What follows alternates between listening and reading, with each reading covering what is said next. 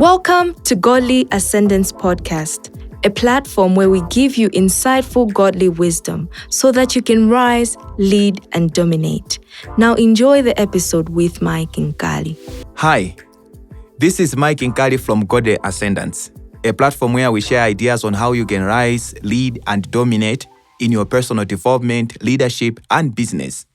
Today, I'll be sharing an episode that I have entitled Be Wise. I want to start by saying that everybody is responsible for their lives and that we are a summary of many actions that we have been taking in the past. When it comes to taking responsibility, unfortunately, we only take credit on the good ones, and for our failures, we blame the economy, politicians, the region where we come from, and the list is endless. For a moment, think through with me. In Africa, we have so many young people who would do anything to migrate to Western economies in search for greener pastures. Yet when you go to the Western economies, there are a lot of people who are struggling with the economy and can barely survive, and actually a good number that are homeless. On the flip side of the coin, we have a good number of business people flooding Africa in search of opportunities. While most Africans don't see opportunities in Africa, people around the world are flooding Africa. My point is that the place where you are is not a good excuse why you are not rising, leading, and dominating. Few days ago, I met a speaker from Uganda. Her name is Bete Ogele. She was involved in a terrible accident which affected her brain. Now she has her speech impaired and she speaks very slow, but she calls it speaking majestically. Yet when she speaks, she touches her audience in a phenomenal way. She is actually an award winner of John C. Maxwell speaking programs.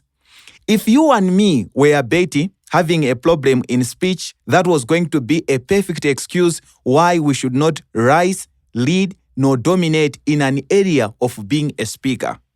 Have you ever thought about late Nelson Mandela being imprisoned for 27 years? Yet he still rose and became a president. Unlike most politicians who were fighting for freedom in Africa, after fighting for such a long time for freedom, he first of all forgave his enemies and didn't cling to power neither. Today, Mandela is a great example of a great statesman around the world. Yet he is coming from a continent with too much political drama. The point I'm driving at is that we cannot keep on blaming others or circumstances if we are going to rise, lead, and dominate the way God designed us to. We all have the ability to change the trajectory of our lives if we start taking the right actions in our lives. But we can only take right actions if we are wise. Wisdom, by definition, is the right application of knowledge. Wisdom is like our guide for our daily actions so that we take actions that will lead us to a place where we can rise, lead, and dominate with various gifts that God has given each one of us. The Bible in the book of Proverbs chapter 4 verse 7 says, "Wisdom is a principal thing, therefore get wisdom, and in all you're getting, get understanding." We live in a world of cause and effect. We have laws and principles that govern our daily living. Each action that we take has a corresponding result. It's like when you say 1 plus 1, the answer is 2, despite where you are. The law of gravity demands that when you throw something, it has to fall down. It does not matter whether you are on top of the Eiffel Tower in Paris or at the edge of Victoria Falls. If you jump, the law of gravity will take action on you. That's how things are, that every action has a corresponding result. If we want better results, we need to put in good actions guided by wisdom. Why I titled this episode, Be Wise, is because I'm convinced that anybody can live a meaningful, successful life if we can become more informed on our actions and corresponding results. You see, when I finished college, I wanted to build a great business that would live many generations.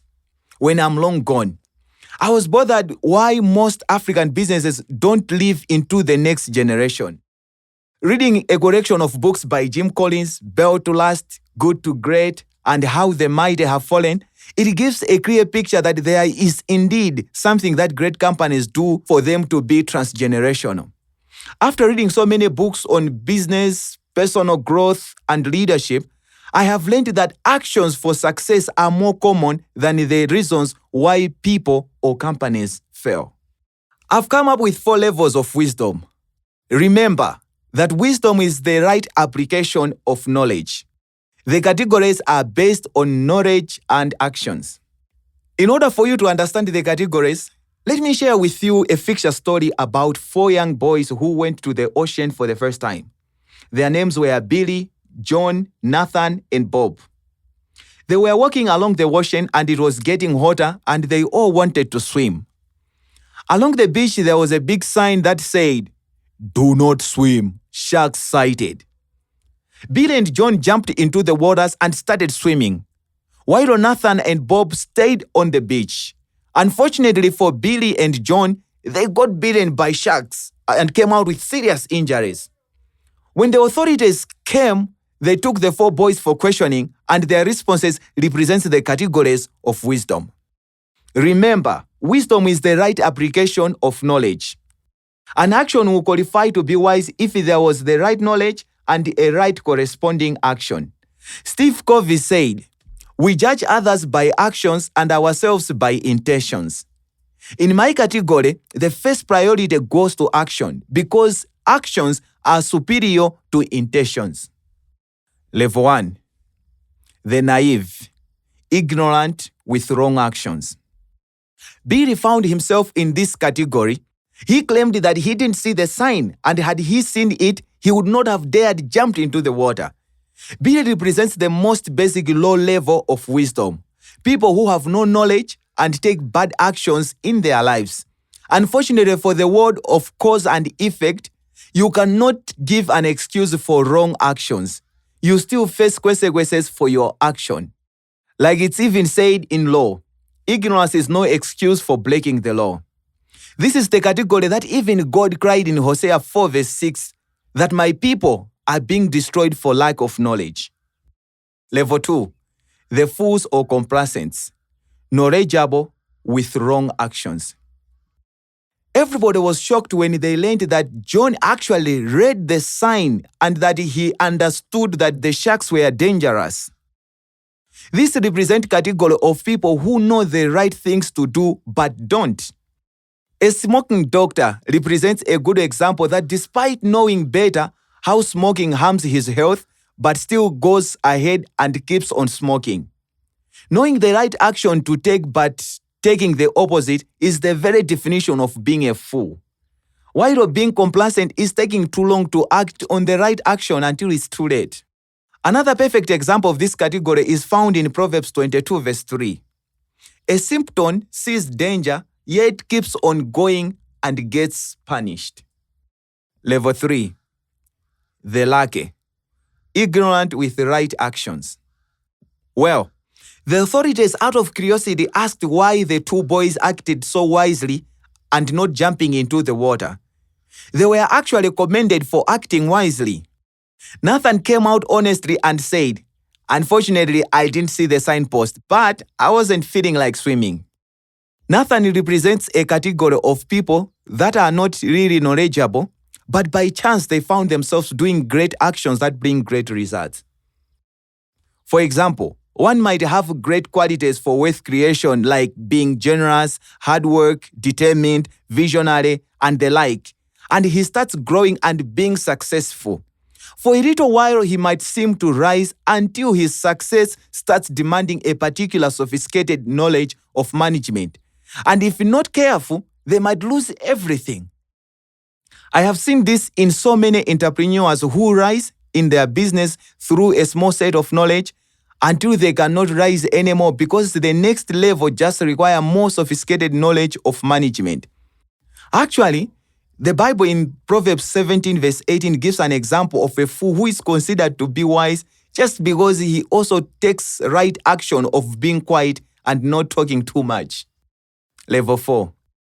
Knowledgeable with right actions. Finally, when Bob's time came for him to explain his part, He said before coming to the ocean, he read as much books as possible about the ocean. And he came across an article about the dangers of sharks and the times that the sharks show up on the beach, and the caution to always look for signs when moving along the beach before jumping into the water. He also told the authorities that if it was not for him, it would have been worse for Billy and John, because he had to warn them not to go deeper and screamed that they should get out of the water. Bob represents the smart people who intentionally get the right knowledge and are disciplined enough to take the right action. Have you heard the common saying that an average CEO reads about 60 books a year? That's at least one book a week. A research was conducted by Forbes magazine of 2015, and it was found that the number one habit of self-made millionaires and billionaires was self-discipline and hard work. For you to be in the category of the wise, you need both knowledge and action. Late Dr. Steve Covey used to say, "To know and not to do is not to know." Well, after sharing these 4 categories, let me finish the podcast with some suggestions that can help you become more wise. Number 1, the fear of God. Proverbs 9:10 says, "The fear of the Lord is the beginning of wisdom." God was here before the world was created, and he has all the knowledge from the infinite past. When we make it a point to build a stronger relationship with God, that's when we become wise. This is why the top scientists like Isaac Newton, the great statesmen like Abraham Lincoln, they had a strong relationship with God. James 1:5-8 says, "If any one of you lacks wisdom, let him ask of God, who gives all liberally without reproach, and it will be given to him." God is actually willing to give you wisdom. Godly wisdom is the best wisdom that one can get, and you are assured that with godly wisdom, you really rise, lead, and dominate. Number 2, develop a vision. Knowledge is vast, and no one person can get all the knowledge that is in the world. During World War I, Chicago newspaper published an article in which it called Mr. Henry Ford an ignorant pacifist. Mr. Ford didn't like the idea of being called ignorant, and he sued the newspaper for calling him ignorant. During the court session, the defendant lawyers started questioning Mr. Ford by asking him some historical questions to prove that he was indeed an ignorant man. In response, Mr. Ford simply responded by asking the lawyer a single question that floored the lawyer, and indeed the court was convinced that Mr. Ford was not an ignorant man. Mr. Ford asked, "Now you tell me, why should I clutter my brain with general knowledge for purpose of being able to answer questions when I have men around me who can supply any knowledge I require?" The knowledge we get is only meaningful if we align it to help us achieve a specific vision and goal. Today, we consider Mr. Ford one of the wisest people in history because he focused on getting knowledge to do with his vision of manufacturing automobiles. Number 3, continuous learning. Proverbs 1:5 says, "A wise man will hear and keep on learning." In one of the books by Keith Cameron Smith, titled "The Top 10 Distinctions Between Millionaires and Middle Class," he stated a fact that Mark Zuckerberg has a ratio of 1:5, where he will say one thing and ask 5 questions. Despite leading the biggest social media company in the world, he is considered one of the most curious people. It is just an undeniable fact that successful people keep on learning. Learning more and more learning about your industry is a sure way for you to rise, lead, and dominate in any industry. The best doctors are called specialists because they go beyond the normal knowledge of general doctor, but they will learn further knowledge on specific area. The best pilots are those with a lot of flying hours because it is assumed they have more knowledge acquired with experience. The top schoolers are called professors because they have more knowledge. Great CEOs are known with their vast knowledge of their industry. Great authors are known to be great leaders. The sure way for you to rise is to make sure that you keep on learning. Number 4, action and discipline. On the other hand, Proverbs 1:7 says, Fools despise wisdom and discipline. Wisdom goes together with discipline and hard work. Wisdom is defined by application. Application is an action word. John C. Maxwell said, anything worthwhile is an uphill. Reading books is hard. Attending classes is boring most of the times. Watching educative videos is not really exciting. Unfortunately, if you are going to be wise, then you really need to be ready for more action and discipline. This is why most unwise and unsuccessful people spend most of their time on entertainment and easy things. You don't need an effort to watch a nice movie, to read through those WhatsApp statuses, or to keep watching those videos on TikTok or those reels. We are living in the time when we have a lot of time wasters, and the only way we can get smarter is when we are pushing in more action with discipline. Number 5, company or association. Proverbs 13:20 says, he who walks with wise men will be wise, but the companion of fools will be destroyed. And 1 Corinthians 15:33 says, do not be deceived. Evil company corrupts good habits. When you hang out with wise people, you definitely become wise. And on the other hand, when you hang around crazy people who are unwise, they will destroy your good habits. One of the great needs for any particular person is the sense of belonging. Have you ever traveled in a different country and you meet someone from your country? As long as you are in a different country, they become your friends. Because we want the essence of belonging, we start adjusting our actions, speech, and behavior to suit ourselves with the people that we are in company with. The easiest way to become wise is to be around people who are wise. Before you know it, you will become wise too. When I was doing my high school, I was one of the poorest performers. When I started my senior classes, I forced my friendship with the best performers in my class. The more I spent time with them, the more I was getting better in class. I actually started getting better. I shocked everyone when we were writing the final exams. I had found myself in the top 10 of the best performers in my school from being the top 10 of worst performers a few years prior. Peer pressure is real. Surround yourself with winners, and before you know it, you will be a winner too. Did you know that it is research proven that your income is an average of 5 people that you hang out with? Like they say, your network determines your net worth.